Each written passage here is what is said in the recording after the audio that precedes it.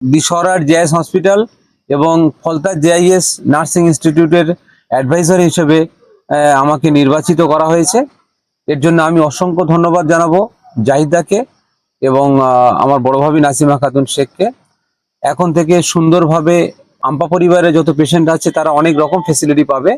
হ্যাঁ, পশ্চিমবঙ্গ সরকারের যা যা ফেসিলিটি আছে স্বাস্থ্য ভবনের, দিশরার জেআইএস হসপিটালের অ্যাডভাইজার হিসেবে আমি সুন্দর করে যাতে কাজ করতে পারি এবং মানুষের পরিষেবা দিতে পারি, তার জন্য আপনারা দোয়া করবেন।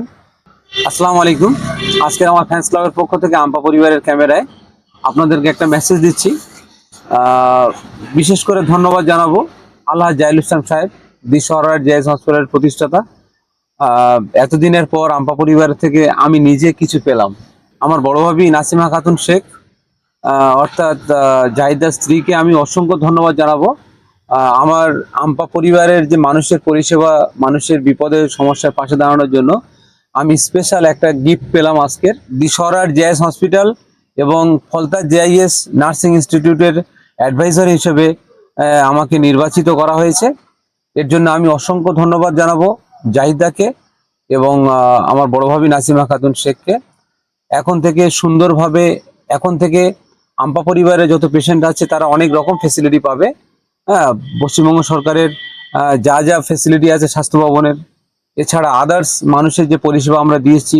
আর আম্পা পরিবারে যত মেম্বার আছে তাদেরকে বলবো প্রত্যেকের, আমার যত মেম্বার থাকবে তারা আর্থিক সহ সমাজের আর্থিক সহ সমস্ত দিক দিয়ে যাতে ডেভেলপ করা যায়।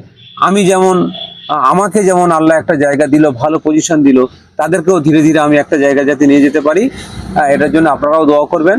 আর প্রত্যেককে বলছি 60 জন করে নাম লিখিয়ে আম্পা পরিবারের ফেসবুকে ফলো এবং ইউটিউবে সাবস্ক্রাইব করিয়ে প্রথমে সাদা কাগজে একটা লিখিতভাবে আমাকে দেবেন, অফিসে জমা করবেন। তারপরে আমরা তাদের মেম্বারশিপটা দিয়ে দেবো। দিশরার জেআইএস হসপিটালের অ্যাডভাইজার হিসেবে আমি সুন্দর করে যাতে কাজ করতে পারি এবং মানুষের পরিষেবা দিতে পারি, তার জন্য আপনারা দোয়া করবেন। সবাইকে বলবো পাশে থাকার জন্য, আমাদের সহযোগিতা করার জন্য। আপনাদের সহযোগিতা আমার পরিবার আরো বড় হবে, এটাই আশা করি। তো ক্যামেরায় ছিল আমাদের সিরাজ ভাই, নবাব সিরাজ দৌলা। তো সবাইকে ধন্যবাদ জানালাম। আসসালামু আলাইকুম, খোদা হাফেজ।